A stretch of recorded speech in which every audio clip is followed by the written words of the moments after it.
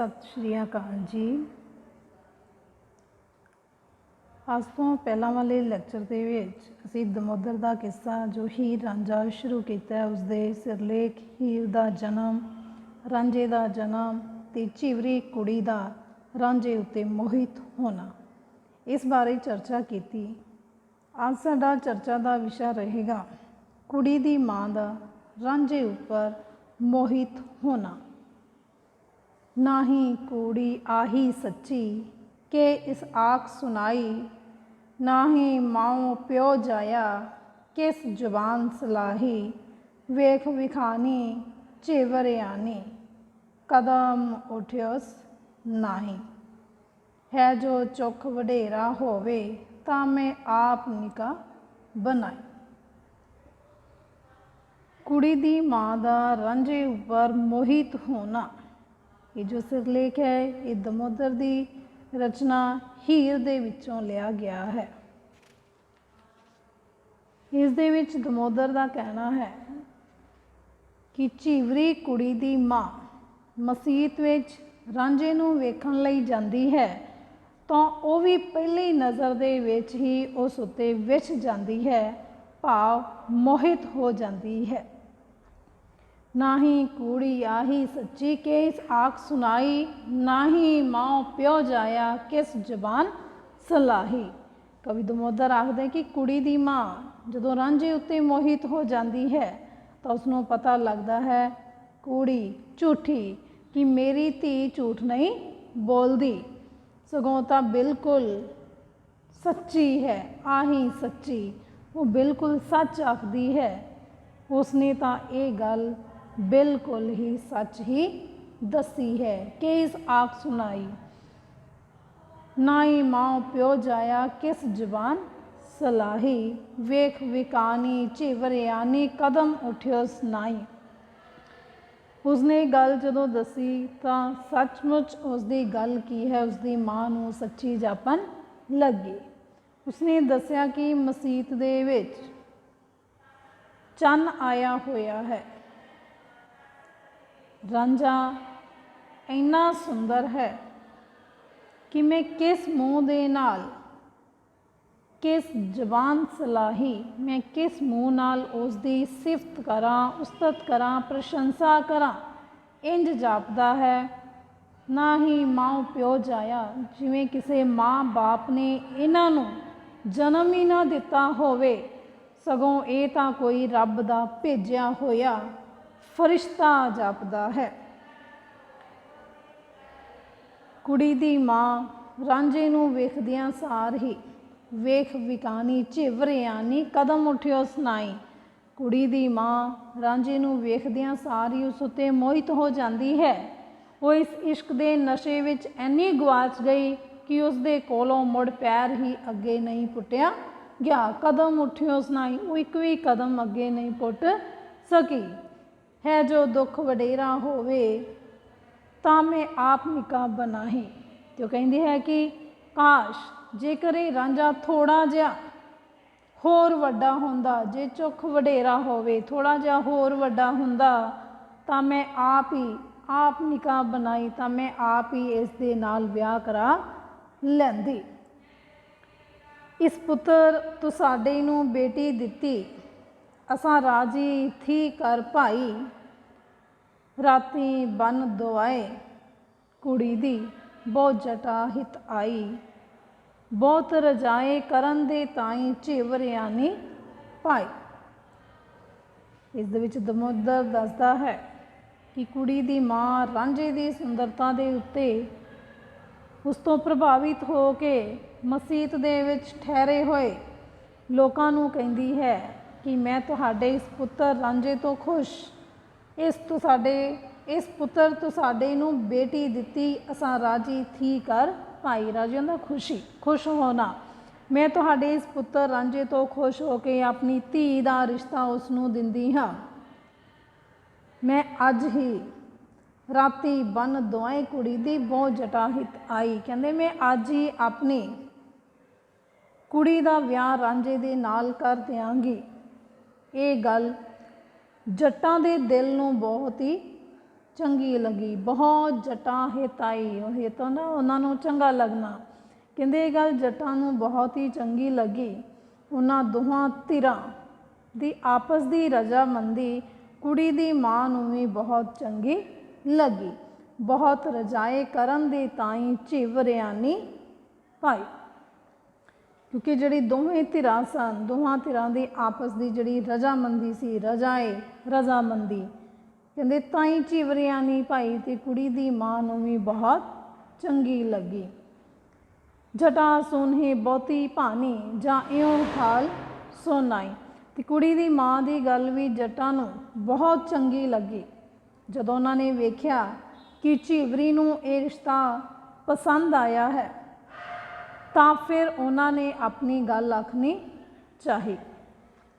ਕਹਿੰਦੇ ਮਿੱਠੀ ਰੋਟੀ ਤੇ ਦੁੱਧ ਮਾਝਾ ਕਰ ਤਿਆਰ ਕਿਨ ਅਨਾਈ, ਕੁੜੀ ਤੁਸਾਡੀ ਅਸਾਂ ਲੀਤੀ ਸਕੇ ਅਸੀਂ ਤੁਸਾਈ, ਰਾਜੀ ਕਾਜ ਕਰੀਆਂ ਇਸਦਾ ਪਹਿਲੋਂ ਤਾਮ ਖਵਾਈ, ਆਖ ਦਮੋਦਰ ਰਾਜੀ ਭਾਈ ਦੋਵੇਂ ਥੋਕ ਤਦਾਈ। ਕਵੀ ਦਮੋਦਰ ਆਖਦਾ ਹੈ, ਕਹਿੰਦੇ ਫਿਰ ਜੱਟਾਂ ਨੇ ਕੀ ਕੀਤਾ, ਜੱਟਾਂ ਨੇ ਵੀ ਕੁੜੀ ਦੀ ਮਾਂ ਨੂੰ ਆਪਣੇ ਦਿਲ ਦੀ ਗੱਲ ਸੁਣਾਉਣ ਦੀ ਇੱਛਾ ਜ਼ਾਹਿਰ ਕੀਤੀ। ਉਹ ਆਖਣ ਲੱਗੇ ਕਿ ਤੇਰੀ ਕੁੜੀ ਦਾ ਰਿਸ਼ਤਾ ਸਾਨੂੰ ਪ੍ਰਵਾਨ ਹੈ। ਮਿੱਠੀ ਰੋਟੀ ਤੇ ਦੁੱਧ ਮਾਝਾ ਕਰ ਤਿਆਰ ਕਿਨ ਅਨਾਈ, ਹੁਣ ਤੂੰ ਜਾ ਕੇ ਸਾਡੇ ਭੋਜਨ ਦੇ ਲਈ ਮਿੱਠੀ ਰੋਟੀ ਤੇ ਮੱਝ ਦਾ ਦੁੱਧ ਲੈ ਆਵੀਂ। ਹੁਣ ਅਸੀਂ ਤੇਰੇ ਸਕੇ ਰਿਸ਼ਤੇਦਾਰ ਬਣ ਗਏ ਹਾਂ, ਕੁੜੀ ਤੁਸਾਡੀ ਅਸਾਂ ਲੀਤੀ ਸਕੇ ਅਸਾਂ ਤੁਸਾਈ, ਹੁਣ ਅਸੀਂ ਤੁਹਾਡੇ ਰਿਸ਼ਤੇਦਾਰ ਬਣ ਗਏ ਹਾਂ, ਕਿਉਂਕਿ ਅਸੀਂ ਅੱਜ ਰਾਤ ਨੂੰ ਹੀ ਤੇਰੀ ਕੁੜੀ ਦਾ ਵਿਆਹ ਰਾਤੀ ਕਾਜ ਕਰੀਆਂ ਇਸਦਾ ਪਹਿਲੋਂ ਤਾਮ ਖਵਾਈ, ਤੇਰੀ ਕੁੜੀ ਦਾ ਵਿਆਹ ਆਪਣੇ ਮੁੰਡੇ ਦੇ ਨਾਲ ਕਰ ਦਿਆਂਗੇ, ਪਰ ਇਸ ਤੋਂ ਪਹਿਲਾਂ ਤੂੰ ਸਾਨੂੰ ਚੰਗਾ ਜਿਹਾ ਭੋਜਨ ਛਕਾ ਦੇ। ਆਖ ਦਮੋਦਰ ਰਾਜੀ ਭਾਈ ਦੋਵੇਂ ਥੋਕ ਤਦਾਈ, ਕਹਿੰਦੇ ਮੁੰਡੇ ਤੇ ਕੁੜੀ ਦੇ ਰਿਸ਼ਤੇਦਾਰ ਦੋਵੇਂ ਧਿਰਾਂ ਬਹੁਤ ਹੀ ਖੁਸ਼ ਸਨ, ਰਾਜੀ ਸਨ, ਕਿਉਂਕਿ ਇਸ ਰਿਸ਼ਤੇ ਨੂੰ ਉਹਨਾਂ ਨੇ ਪ੍ਰਵਾਨ ਕੀਤਾ ਸੀ, ਕੁੜੀ ਦੇ ਰਿਸ਼ਤੇ ਨੂੰ। ਇਸ ਕਰਕੇ ਦੋਵੇਂ ਧਿਰਾਂ ਬਹੁਤ ਹੀ ਖੁਸ਼ ਹੁੰਦੀਆਂ ਹਨ। ਅਗਲਾ ਸਿਰਲੇਖ ਹੈ ਹੀਰ ਰਾਂਝੇ ਦਾ ਮੇਲ।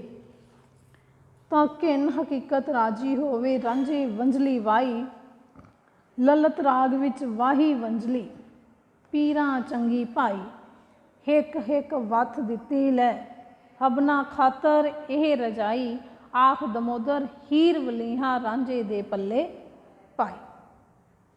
ਇਸ ਦੇ ਵਿੱਚ ਦਮੋਦਰ ਦੱਸਦਾ ਹੈ, ਕਹਿੰਦੇ ਜਦੋਂ ਪੀਰਾਂ ਨੇ ਜਦੋਂ ਰਾਂਝੇ ਦੀ ਹਕੀਕਤ ਸੱਚੀ ਕਹਾਣੀ ਸੁਣੀ ਅਤੇ ਉਸ ਕੋਲੋਂ ਲਲਿਤ ਰਾਗ ਸੁਣਿਆ ਤਾਂ ਬਹੁਤ ਖੁਸ਼ ਹੋਏ। ਇਸ ਖੁਸ਼ੀ ਵਿੱਚ ਪੀਰਾਂ ਨੇ ਰਾਂਝੇ ਨੂੰ ਸੁਗਾਤ ਦੇ ਵਜੋਂ ਹੀ ਹੀਰ ਬਖਸ਼ ਦਿੱਤੀ। ਜਿੱਥੇ ਹੀਰ ਤੇ ਰਾਂਝੇ ਦਾ ਮੇਲ ਹੁੰਦਾ ਹੈ, ਫਿਰ ਹੀਰ ਤੇ ਰਾਂਝੇ ਦਾ ਮੇਲ ਹੋ ਜਾਂਦਾ ਹੈ। ਤਾਂ ਕਿਨ ਹਕੀਕਤ ਰਾਜੀ ਹੋਵੇ ਰਾਂਝੇ ਵੰਝਲੀ ਵਾਈ, ਕਵੀ ਦਮੋਦਰ ਕਹਿੰਦਾ ਹੈ ਕਿ ਰਾਂਝੇ ਦੀ ਸੱਚੀ ਕਹਾਣੀ ਸੁਣ ਕੇ ਪੀਰ ਬਹੁਤ ਹੀ ਖੁਸ਼ ਹੋਏ। ਰਾਂਝੇ ਨੇ ਵੰਝਲੀ ਵਜਾ ਕੇ ਉਹਨਾਂ ਨੂੰ ਹੋਰ ਵਧੇਰੇ ਖੁਸ਼ ਕਰ ਦਿੱਤਾ। ਲਲਤ ਰਾਗ ਵਿੱਚ ਵਾਈ ਵੰਝਲੀ ਪੀਰਾਂ ਚੰਗੀ ਭਾਈ, ਜਦੋਂ ਰਾਂਝੇ ਨੇ ਲਲਤ ਰਾਗ ਵਿੱਚ ਵੰਝਲੀ ਵਜਾਈ ਤਾਂ ਉਸ ਵੰਝਲੀ ਦੀਆਂ ਸੁਰਾਂ ਪੀਰਾਂ ਨੂੰ ਵੀ ਬਹੁਤ ਚੰਗੀਆਂ ਲੱਗੀਆਂ। ਹਿੱਕ ਹਿੱਕ ਵੱਥ ਦਿੱਤੀ ਲੈ ਹਬਨਾ ਖਾਤਰ ਇਹ ਰਜਾਈ, ਕਹਿੰਦੇ ਰਾਂਝੇ ਦੀ ਵੰਝਲੀ ਤੋਂ ਖੁਸ਼ ਹੋ ਕੇ ਪੰਜਾਂ ਪੀਰਾਂ ਨੇ ਉਸ ਨੂੰ ਇੱਕ ਇੱਕ ਚੀਜ਼ ਸੁਗਾਤ ਵਜੋਂ ਦੇ ਕੇ ਉਹਨਾਂ ਦਾ ਦਿਲ ਖੁਸ਼ ਕਰ ਦਿੱਤਾ। ਆਖ ਦਮੋਦਰ ਹੀਰ ਵਲੀਹਾ ਰਾਂਝੇ ਦੇ ਪੱਲੇ ਪਾਈ, ਇਸ ਤਰ੍ਹਾਂ ਪੀਰਾਂ ਨੇ ਖੁਸ਼ ਹੋ ਕੇ ਰਾਂਝੇ ਨੂੰ ਹੀਰ ਵੀ ਬਖਸ਼ ਦਿੱਤੀ। ਤਾਂ ਚੋਰੀ ਵੇਖੋ ਹੀਰ ਸਿਆਲੀ ਮੂੰਹੋਂ ਨਾ ਮੂਲ ਅਲਾਏ, ਧਰਤੀ ਉੱਤੇ ਲੀਕਾਂ ਪੱਟੇ ਆਖ ਨਾ ਮੂੰਹੋਂ ਸੁਣਾਏ, ਅੰਦਰ ਹਾਲ ਹੰਢਾਏ ਨੀਂਦਰ ਦਿਲ ਵਿੱਚ ਫਿਕਰ ਟਿਕਾਏ, ਜੇ ਸੱਚ ਜਾਣਾ ਸਿਰਜਣਹਾਰ ਤਾਂ ਪੀਰਾਂ ਇਉਂ ਪੱਲੇ ਇਉਂ ਪੱਲੂ ਪਾਏ। ਇਸ ਦੇ ਵਿੱਚ ਦਮੋਦਰ ਆਖਦਾ ਹੈ ਹੀਰ ਕੀ ਕਰਦੀ ਹੈ, ਤਾਂ ਚੋਰੀ ਵੇਖੋ ਹੀਰ ਸਿਆਲੀ, ਹੀਰ ਚੋਰੀ ਚੋਰੀ ਮੂੰਹ ਨੀਵਾਂ ਕਰਕੇ ਰਾਂਝੇ ਵੱਲ ਵੇਖਦੀ ਰਹਿੰਦੀ ਹੈ। ਮੂੰਹੋਂ ਨਾ ਮੂਲ ਅਲਾਏ, ਪਰ ਮੂੰਹੋਂ ਕੁਝ ਵੀ ਨਹੀਂ ਬੋਲਦੀ। ਅਲਾਏ ਹੁੰਦਾ ਮੂੰਹ ਕੁਝ ਨਾ ਬੋਲਣਾ। ਧਰਤੀ ਉੱਤੇ ਲਿਖਾਂ ਪੱਟੇ, ਆਖ ਨਾ ਮੂੰਹੋਂ ਸੁਣਾਏ। ਉਹ ਚੁੱਪਚਾਪ ਬੈਠੀ ਧਰਤੀ ਦੇ ਉੱਤੇ ਲਕੀਰਾਂ ਮਾਰਦੀ ਰਹਿੰਦੀ ਹੈ, ਪਰ ਮੂੰਹੋਂ ਕੁਝ ਵੀ ਨਹੀਂ ਬੋਲਦੀ। ਅੰਦਰ ਹਾਲ ਹੰਡਾਏ ਨੀਂਦਰ, ਦਿਲ ਵਿੱਚ ਫਿਕਰ ਟਿਕਾਈ। ਉਹ ਦਿਲ ਦੀ ਗੱਲ ਦਿਲ ਵਿੱਚ ਹੀ ਰੱਖਦੀ ਹੈ, ਪਰ ਕਿਸੇ ਨੂੰ ਕੁਝ ਵੀ ਆਖ ਕੇ ਨਹੀਂ ਸੁਣਾਉਂਦੀ। ਉਹ ਮਨ ਹੀ ਮਨ ਵਿੱਚ ਰਾਂਝੇ ਦਾ ਫਿਕਰ ਕਰਦੀ ਹੈ। ਜੇ ਸੱਚ ਜਾਣਾ ਸਿਰਜਣਹਾਰ, ਤਾਂ ਪੀਰਾਂ ਇਹੋ ਪੱਲੇ ਪਾਏ। ਹੀਰ ਕਹਿੰਦੀ ਹੈ ਕਿ ਹੇ ਸਿਰਜਣਹਾਰ, ਜੇ ਤੂੰ ਸਾਡੇ ਪਿਆਰ ਨੂੰ ਸੱਚਾ ਤੇ ਸੁੱਚਾ ਸਮਝਿਆ ਹੈ, ਤਾਂ ਹੀ ਤਾਂ ਪੀਰਾਂ ਨੇ ਰਾਂਝੇ ਨੂੰ ਮੇਰੇ ਪੱਲੇ ਪਾ ਦਿੱਤਾ ਹੈ, ਮੇਰੇ ਪੱਲੋਂ ਵਿੱਚ ਪਾਇਆ ਹੈ। ਭਾਵ ਸੁਗਾਤ ਦੇ ਰੂਪ ਵਿੱਚ ਮੈਨੂੰ ਰਾਂਝਾ ਬਖਸ਼ਿਆ ਹੈ। ਨਾ ਕੋਈ ਆਖੋ ਹੀਰੇ ਮੈਨੂੰ ਆਖੋ ਨਹੀਂ ਜਟੇਟੀ, ਜਾਤ ਸਨਾਤ ਪਛਾਨੋ ਮੈਂ ਚਾਕੇ ਨਾਲ ਚਕੇਟੀ। ਦਮੋਦਰ ਆਖਦੇ ਕਿ ਹੀਰ ਰਾਂਝੇ ਦੇ ਪਿਆਰ ਵਿੱਚ ਇੰਨੀ ਰੰਗੀ ਗਈ, ਨਾ ਕੋਈ ਆਖੋ ਹੀਰੇ ਮੈਨੂੰ ਆਖੋ ਨਹੀਂ ਜਟੇਟੀ, ਕਿ ਉਸ ਨੂੰ ਰਾਂਝੇ ਤੋਂ ਸਿਵਾ ਹੋਰ ਕੁਝ ਵੀ ਨਹੀਂ ਸੀ ਸੁੱਝ ਰਿਹਾ। ਉਹ ਕਹਿੰਦੀ ਹੈ ਕਿ ਮੈਨੂੰ ਕੋਈ ਨਾ ਤਾਂ ਹੀਰ ਆਖੇ ਅਤੇ ਨਾ ਹੀ ਜੱਟੀ। ਮੇਰੀ ਅਤੇ ਰਾਂਝੇ ਦੀ ਜਾਤ ਪਾਤ ਬਾਰੇ ਕੋਈ ਕੁਝ ਵੀ ਨਾ ਆਖੇ। ਅਸੀਂ ਤਾਂ ਇੱਕ ਹਾਂ, ਮੇਰੀ ਕੋਈ ਜਾਤ ਨਹੀਂ ਹੈ, ਸਗੋਂ ਰਾਂਝਾ ਹੀ ਮੇਰੀ ਜਾਤ ਹੈ। ਮੈਂ ਤਾਂ ਮੱਝੀਆਂ ਚਾਰਨ ਵਾਲੇ ਰਾਂਝੇ ਦੀ ਨੌਕਰਾਨੀ ਹਾਂ। ਕਦ ਚੂਚਕ ਮਾਂ ਪਿਓ ਮਹਿੰਦਾ, ਮੈਂ ਕਦਨ ਉਹਨਾਂ ਦੀ ਬੇਟੀ। ਦਾਵਨ ਆਏ ਲੱਗੀ ਲੜ ਤੈਡੇ, ਜੇ ਪਵਾਂ ਕਬੂਲ ਜਟੇਟੀ। ਹੀਰ ਕਹਿੰਦੀ ਹੈ ਕਿ ਮੈਂ ਚੂਚਕ ਦੀ ਬੇਟੀ ਵੀ ਨਹੀਂ ਹਾਂ, ਤੇ ਨਾ ਹੀ ਇਹ ਮੇਰੇ ਮਾਂ ਬਾਪ ਹਨ। ਮੈਂ ਤਾਂ ਰਾਂਝੇ ਦੇ ਲੜ ਲੱਗ ਕੇ ਉਸ ਦੀ ਹੋ ਗਈ ਹਾਂ।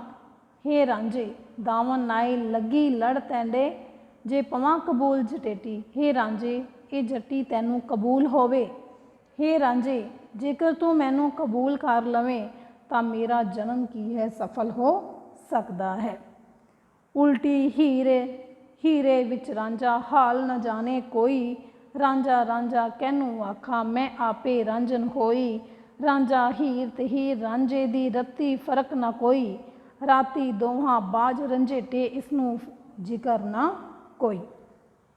ਦਮੋਦਰ ਆਖਦੇ ਜਦੋਂ ਹੀਰ ਰਾਂਝੇ ਦੇ ਇਸ਼ਕ ਵਿੱਚ ਇੰਨੀ ਡੁੱਬ ਚੁੱਕੀ ਸੀ, ਹੀਰ ਰਾਂਝੇ ਦੇ ਵਿੱਚ ਸਮਾ ਚੁੱਕੀ ਸੀ, ਜਦੋਂ ਦੋਵੇਂ ਇੱਕ ਹੋ ਚੁੱਕੇ ਸਨ, ਤਾਂ ਉਸਦੀ ਜਿਹੜੀ ਹਾਲਤ ਹੈ ਉਲਟੀ ਹੀ, ਉਸਦੀ ਹਾਲਤ ਹੀ ਪੁੱਠੀ ਪੈ ਗਈ। ਉਸਦੇ ਰੋਮ ਰੋਮ ਵਿੱਚ ਰਾਂਝਾ ਵਸ ਗਿਆ। ਇਸ ਤੋਂ ਬਿਨਾਂ ਹੋਰ ਹਾਲ ਨਾ ਜਾਣੇ ਕੋਈ। ਇਸ ਤੋਂ ਬਿਨਾਂ ਉਸਨੂੰ ਹੋਰ ਕੁਝ ਸੁਝਦਾ ਵੀ ਨਹੀਂ ਸੀ। ਰਾਂਝਾ ਰਾਂਝਾ ਕਹਿਨੂੰ ਆਖਾਂ, ਉਸਨੂੰ ਆਪਣੇ ਤੇ ਰਾਂਝੇ ਵਿੱਚ ਕੋਈ ਵੀ ਅੰਤਰ ਨਹੀਂ ਸੀ ਦਿਸਦਾ। ਉਸਨੂੰ ਆਪ ਹੀ ਪਤਾ ਨਹੀਂ ਸੀ ਲੱਗਦਾ ਕਿ ਉਹ ਰਾਂਝਾ ਕਿਸ ਨੂੰ ਆਖੇ, ਤੇ ਉਹ ਆਪ ਹੀ ਰਾਂਝਾ ਬਣ ਗਈ। ਉਹਨਾਂ ਦੋਹਾਂ ਦੇ ਵਿਚਕਾਰ ਰੱਤੀ ਫਰਕ ਨਾ ਕੋਈ, ਉਹਨਾਂ ਦੋਨਾਂ ਦੇ ਵਿਚਕਾਰ ਕੋਈ ਵੀ ਅੰਤਰ ਨਹੀਂ ਸੀ ਰਹਿ ਗਿਆ। ਰਾਤੀ ਦੇਹਾਂ ਬਾਝ ਰੰਝੇਟੇ, ਇਸ ਨੂੰ ਜ਼ਿਕਰ ਨਾ ਕੋਈ। ਕਹਿੰਦੇ ਹੁਣ ਉਸਨੂੰ ਦਿਨ ਰਾਤ ਰਾਂਝੇ ਤੋਂ ਬਿਨਾਂ ਹੋਰ ਕੋਈ ਯਾਦ ਨਹੀਂ ਸੀ ਆਉਂਦਾ। ਇਹ ਸੀ ਸਿਰਲੇਖ ਹੀਰ ਰਾਂਝੇ ਦਾ ਮੇਲ।